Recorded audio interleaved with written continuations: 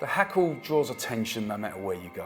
It stands out, you know, from all the dipped in blood sort of scenario, which isn't true, but all the kids were fascinated by them. When we touched the hackles, you'd bend down and they'd be stroking it, or you'd let them put the berry on and they'd be like that. Oh, you know, they absolutely loved it, and it definitely makes us stand out. So my name's Paul Davis. I was a Lance Corporal when we went to Kosovo in 2000. I joined the regiment in 1986. I left for a short period, 92, rejoined in 97, and I rejoined the Fusiliers, the same battalion, because to me, joining the Fusiliers was just the way to do it. I'm retired Colonel John Powell. At the time of the Kosovo deployment by 2nd Fusiliers, I was the battalion second in command. The background to the deployment to Kosovo really started in 1999 with the deployment of NATO forces and non-NATO forces into Kosovo. If you take the need to deter Serbian aggression and the need to build up Kosovo, reconstitute it, that would meet the intent of what we were trying to do. And we were Operation Agricola 4, and we took over from the Royal Green Jackets and deployed as part of 7th Brigade, our parent brigade in Germany, under command of Brigadier Richard Sheriff. And the other brigade element that went was the Scots DG, and they occupied an area north of Pristina, a place called Podievo, and the Fusiliers were based around Pristina with a little rural area to the north. C Company were based primarily in the north of the city. So we had various locations. We had a couple of areas where we had to help protect the Serbians that were staying in the area. We had a country house in Laban, which is about 10k away from Pristina, up the north. And we had Station 3, which was where our headquarters was based. So really, we sometimes were lucky enough to get back down to the temporary field accommodation, which was based near the airport. But it was, you know, when we got there, it was a luxury. It was probably for the 6 months, we was only there for about a month. We was always moving around. We did a lot of work up in the north and out in the countryside. But coming back down into the city, like patrolling down the hills, into the back streets and that, it was really interesting.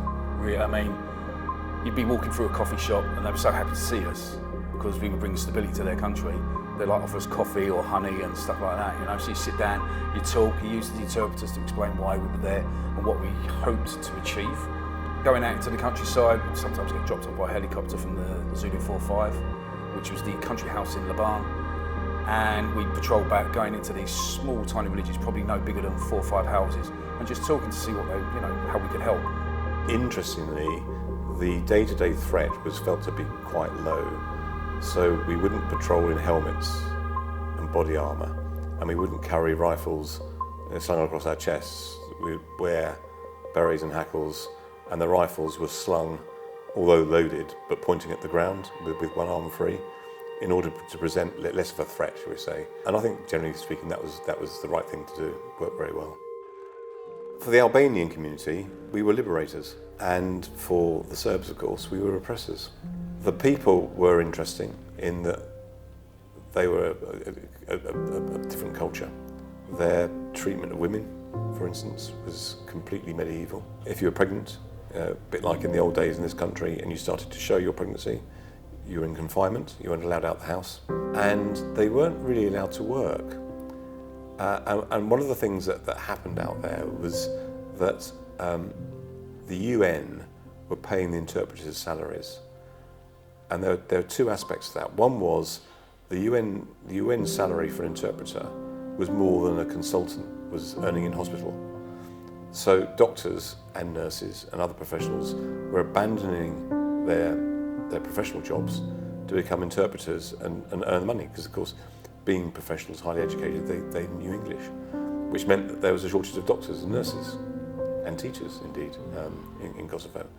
But the other thing that happened, and we had a lot of the interpreters were females for the Fusiliers.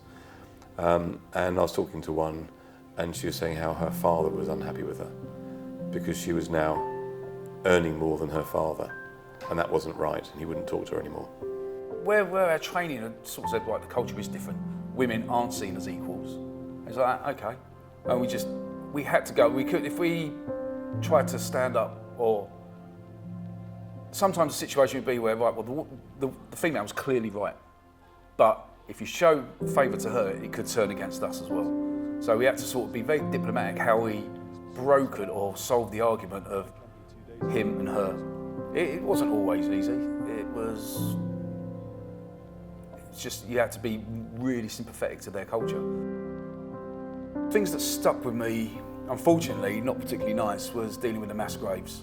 The Muslim equivalent of a sexton, or they call them, had run away from Pristina when the Serbs were there, because everyone did, came back and thought, aye, someone's been mucking around with my cemetery. These graves have been disturbed. And so he started digging down and he started finding bodies that shouldn't have been there. And these are the bodies of the people who'd been murdered in the hospital to make way for Serbian casualties. They were bringing people into the area of the graves and sniping them from another building. And another thing that sticks with me, unfortunately, is the guys that study the bodies. It was like, yeah, this has been left in the open air because you noticed there were maggots on the body. So it'd been left in the open air for 48 hours or whatever before they covered it up and put more bodies on top. It was not far from Station 3 where we were operating, and we'd have to go there and assist, stop people encroaching on the guys doing the actual recovery of the bodies. I always remember the smell. So literally the Swedish were doing the excavations, and as soon as they touched that much of the soil, you could smell where it had been in the ground for so long. I mean, they'd been in the ground for about 14 months, some of these people. I think we pulled 10 people out of one grave once. And it was a case of, they had no ID. So they were pinning, the only way we knew, we were pinning sort of items of clothing on a fence where we were keeping people back. And if someone recognised that item of clothing, I believe they took them away to do DNA tests and all that sort of stuff. But they were just so thankful for us to be there and stopping all the atrocities, because literally from a village here to a village there, this village was attacking that village all the time and trying to wipe them out, you know? And that once we were there, that all stopped.